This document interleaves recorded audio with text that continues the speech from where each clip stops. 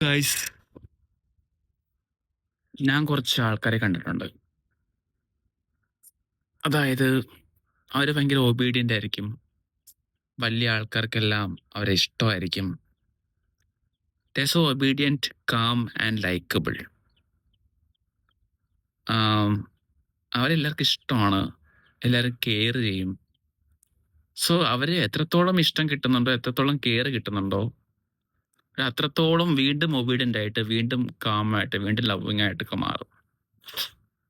And ഈ ആൾക്കാര് പിന്നെ പോകെ പോകെ ഒരു ഡിസ്കംഫേർട്ട് ഇവർക്ക് ഉണ്ടാവുകയാണ്. ഐ മീൻ, ഞാൻ പറഞ്ഞത് നേരത്തെ, ഇവരെ സ്നേഹിക്കുന്ന, ഇവരെ എപ്പോഴും ലുക്ക് ആഫ്റ്റർ ചെയ്യുന്ന ആൾക്കാർക്ക് എന്നെങ്കിലും ഒരവസരത്തിൽ ഒരു ഡിസ്കംഫേർട്ട് ഉണ്ടാവുകയാണെങ്കിൽ, ഇവര് ഭയങ്കര, ഐ മീൻ ഇവർ കാരണം ഡിസ്കംഫേർട്ട് ഉണ്ടാവുകയാണെങ്കിൽ, ഈ ആൾക്കാർ, ഈ കുട്ടികൾ അല്ലെങ്കിൽ ഈ ഒരു ജോണറിൽപ്പെടുന്ന ആൾക്കാർ ഭയങ്കരമായിട്ട് വിഷമിക്കുന്ന കണ്ടിട്ടുണ്ട്. വിഷമം മീൻസ് ഒരു ഡിപ്രസിങ് സ്റ്റേറ്റിലോട്ട് പോകുന്ന അവസ്ഥ കണ്ടിട്ടുണ്ട്. സോ ഞാൻ പറഞ്ഞു വരുന്നത്, ഇറ്റ്സ് എ ട്രാപ്പ്. മെയിനായിട്ടും അധ്യാപകർ കുട്ടികളോട് കാണിക്കുന്നത്, അല്ലെങ്കിൽ പാരൻസ് അല്ലെങ്കിൽ റിലേറ്റീവ്സ് അവിടുത്തെ പുതിയ ജനറേഷനോട് കാണിക്കുന്ന ഈ ഒരു സംഭവം ഉണ്ടല്ലോ, അത് അടിച്ചമർത്തലാണ്. നമ്മളോട് അറിയാത്ത നമ്മൾ അടിച്ചമർത്തലാണ്. സോ ആ ഒരു കാര്യം മനസ്സിൽ വെക്കുക. നമുക്ക് എല്ലാവരെയും സന്തോഷപ്പെടുത്തി, എല്ലാവരെയും റെസ്പെക്റ്റ് ചെയ്യണം. റെസ്പെക്റ്റ് നമ്മളെ മനസ്സിലുണ്ടായാൽ മതി. അത് നമ്മൾ കുനിഞ്ഞ് കുമ്പിട്ട് അങ്ങനെ ചെയ്യേണ്ട ആവശ്യമില്ലല്ലോ. റെസ്പെക്റ്റ് മനസ്സിൽ മതി. പിന്നെ വലിയൊരു പറയുന്നത് കേൾക്കണം. പക്ഷെ എല്ലാം കേൾക്കണമെന്നില്ല. കേൾക്കുക, ചിന്തിക്കാനെ കുറിച്ച്, എന്നിട്ട് ആക്ഷൻ എടുക്കുക. ചിലപ്പോൾ അവരെതിരായിട്ടും വരാം. എല്ലാം അവർക്ക് പോലെ തന്നെ ചെയ്യണം, അല്ലെങ്കിൽ അവർക്ക് വേണ്ടി എല്ലാം ചെയ്താൽ അവർ പറയുന്ന പോലെ എല്ലാം ചെയ്യണം ഒരിക്കലും ആഗ്രഹിക്കരുത്. ഒന്നും ചെയ്യുകയും ചെയ്യരുത്. കാരണം അത് ട്രാപ്പാണ്. ഞാൻ പറഞ്ഞില്ലേ, അത് നമ്മളെ സപ്രസ് ചെയ്യാനുള്ള അവരുടെ ഇമോഷണൽ ട്രാപ്പ് എന്നൊക്കെ പറയാം. സോ അത് വീണ് പോകരുത്, അങ്ങനെ ആവരുത്. അത് അങ്ങനെ ചെയ്തിട്ട് നമുക്കൊന്നും നേടാനില്ല.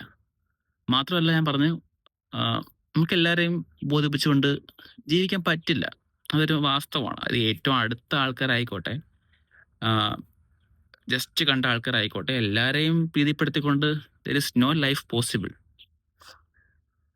സോ അങ്ങനെ ജീവിക്കരുത്. അങ്ങനെ ജീവിച്ചിട്ട് കാര്യമില്ല, അല്ലെങ്കിൽ പ്രയോജനമൊന്നുമില്ല. നമ്മളൊന്നും പുതിയതായിട്ട് കൊണ്ടുവരത്തില്ല ലോകത്ത് നമ്മളായിട്ട് പുതിയ എന്തെങ്കിലും കൊണ്ടുവരണമല്ലോ.